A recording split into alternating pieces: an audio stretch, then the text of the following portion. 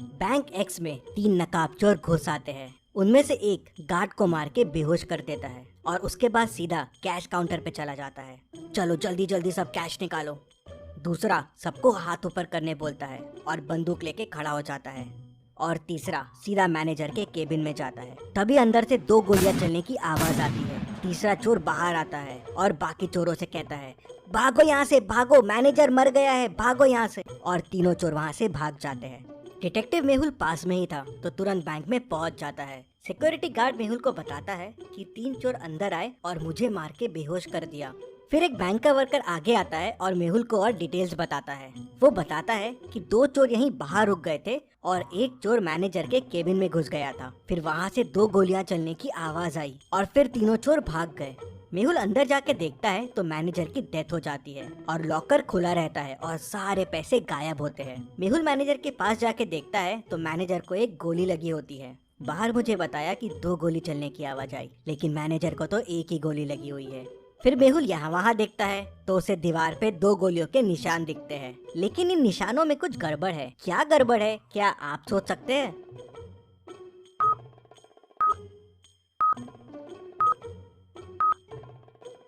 दीवार पे जो गोलियों के निशान हैं, वो अलग अलग साइज के हैं। ऐसा कैसे पॉसिबल है? मतलब हो सकता है अंदर 2 लोग हो।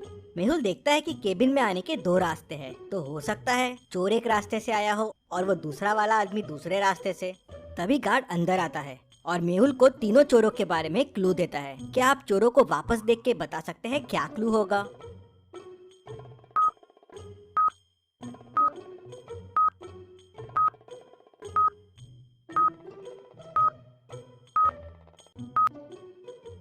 गार्ड बताता है कि उसमें से एक चोर ने जोकर फेस लगाया हुआ था और उसमें एक स्टिकर लटक रहा था जिसपे लिखा था जेके कॉस्ट्यूम्स।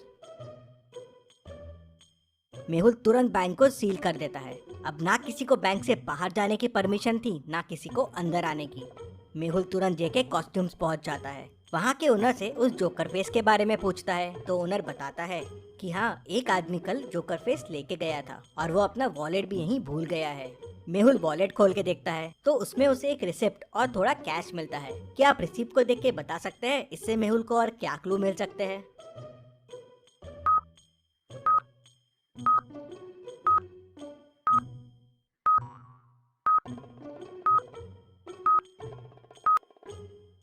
रिसिप्ट एक कैफे की है। शायद मेहुल को कैफे से उस आदमी के बारे में और इन्फॉर्मेशन मिल जाए। मेहुल तुरंत उस कैफे में पहुंच जाता है और उस रिसिप्ट को दिखा के पूछता है, क्या पता चल सकता है ये रिसिप्ट किसके नाम की है? तो ओनर देखते से बोलता है, हाँ, ये तो संदीप सर की है। स्पेशल एक्स्ट्रा शुगर कॉफी वही पीते हैं। वो अभी अभी आए हैं, उस टेबल पे बैठे हुए हैं।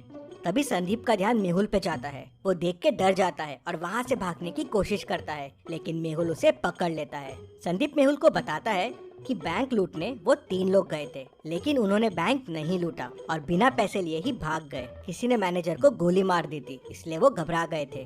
तो मेहुल कहता है, पर तुम में से ही किसी ने मैनेजर को गोली मारी है ना? नहीं नहीं, हमने नहीं मारी है। फिर संदीप बताता है कि अंदर जाके उसने मैनेजर को बंदूक दिखा के डराने की कोशिश की और लॉकर की चाबी मांगी, लेकिन लॉकर तो पहले से खुला था और पैसे भी गायब थे। मैंने मैनेजर से पैसे के बारे में पूछा और डराने के लिए एक गोली दीवार पे चला दी। तभी मुझे एक और गोली की आवाज आई और वो मैनेजर को लगी और वो मर गया। मैं घबरा गया और वहाँ से भाग निकला। मैंने खून नहीं किया है और चोरी भी नहीं की है। इंटरेस्टिंग। मतलब तुम जब अंदर गए तो लॉकर पहले से खुला हुआ था और पैसे गायब थे और मैनेजर भी अंदर था, तो उसने शोर क्यों नहीं मचाया और गार्ड को क्यों नहीं बुलाया? इंटरेस्टिंग।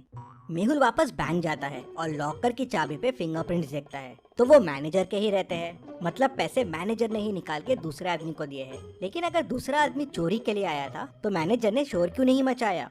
मेहुल पूरी स्टोरी समझ जाता है अंदर क्या हुआ। अभी आप पॉज कीजिए और सोचिए अंदर क्या हुआ होगा।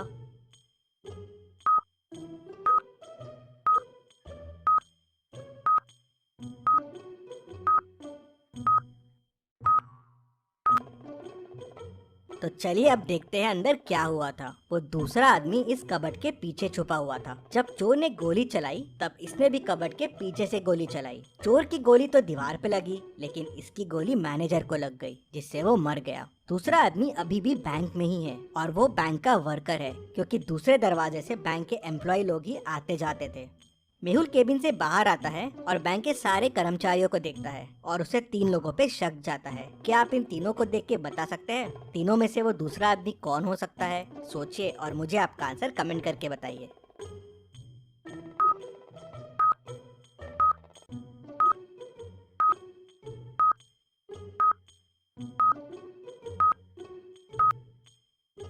ये आदमी मैनेजर के केबिन में था। इसके शर्ट पे देखिए वॉल का कलर लगा हुआ है और ये वॉल वही है जो मैनेजर के रूम की है, और ये कलर की वॉल वो कबर्ड के पीछे वाली वॉल है। और जब चोर अंदर घुसे थे और हाथ ऊपर करने बोले थे तब ये आदमी वहाँ नहीं था। मेहुल उसे पकड़ लेता है तो वो बताता है कि मैं मैनेजर को कंधे पे गोली मारने वाला था, जिसपे कोई मैनेजर पे शक ना करे। हम दोनों मिले हुए थे चोरी में, लेकिन तभी चोर ने गोली चला दी और मैनेजर घबरा गया और हिल गया। उससे मेरा निशाना चूक गया और वो मर गया। तुम्हारे प्लान की वजह से मैनेजर की डेथ हो गई, लेकिन चोरी का पैसा कहाँ है?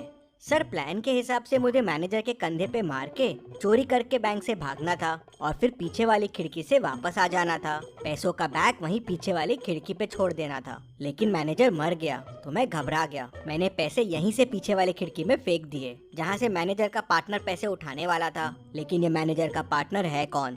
सर, मुझे नहीं पता है ये कौन है। मैनेजर ने तो मुझे बस पैसे फेंकने कहा था। मेहुल तुरंत पीछे वाली खिड़की की तरफ जाता है तो देखता है कि वहाँ से पैसे गायब है। मतलब वो तीसरा आदमी यहाँ से पैसे लेके भाग गया है। यहाँ तो गाड़ी के चक्कों के निशान दिख रहे हैं।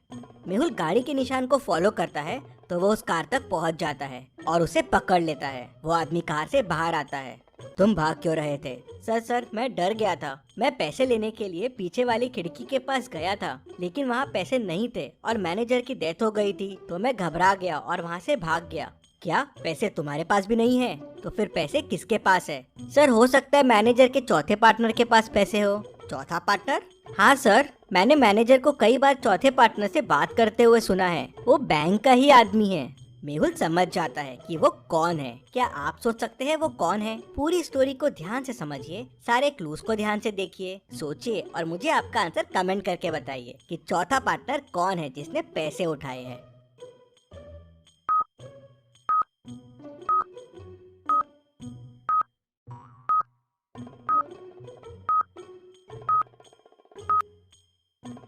मेहुल तुरंत बैंक वापस जाता है और सिक्योरिटी गार्ड को पकड़ लेता है। पहला, चोर आते से उसे डंडा मार के बेहोश कर दिया था, तो उसका टैग पे ध्यान कैसे गया? मतलब वो नाटक कर रहा था, क्योंकि अगर वो बेहोश था तो मेहुल के आते ही वो होश में भी कैसे आ गया?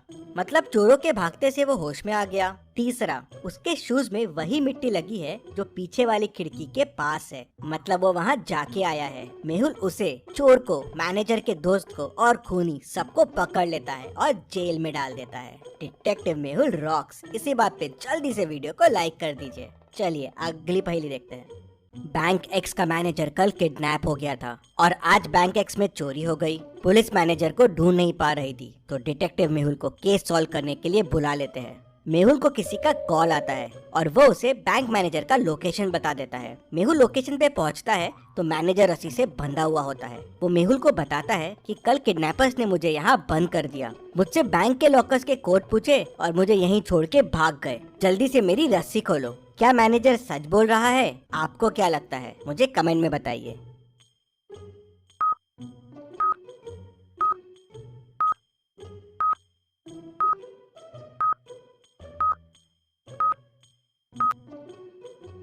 मैनेजर झूठ बोल रहा है। मैनेजर के बाजू में एक बनाना रखा हुआ है। बनाना कवर निकाल के खाया जा रहा है। अगर इसके हाथ बंधे हुए हैं तो ये कैसे खा रहा है? और अगर ये कल से रखा हुआ है तो अभी तक खराब हो जाना चाहिए था। मतलब मैनेजर झूठ बोल रहा है। मेहुल उसे पकड़ लेता है। चलिए अगली पहेली देखते हैं। मेहुल टेररिस्ट के पास फंस जाता है। वो लोग उसे एक रूम में बंद कर देते हैं। रूम से बाहर निकलने के लिए मेहुल को 3 दरवाजे दिखते हैं। पहले दरवाजे के पीछे टेररिस्ट पहरा दे रहा है। अगर मेहुल ने यहाँ से जाने की कोशिश की तो वो उसे गोलियों से भून देगा। दूसरे दरवाजे के पीछे जहरीली गैसेस है, वहाँ जाते ही मेहुल मर जाएगा। और तीसरे दरवाजे के पीछे जंगली डॉग है, जो सालों से भूखा है। मेहुल के अंदर जाते ही वो उसे कच्चा चबा जाएगा। तो सोचिए और मुझे बताइए, मेहुल को कौन सा दरवाजा चुनना चाहिए? आपका आंसर कमेंट कीजिए।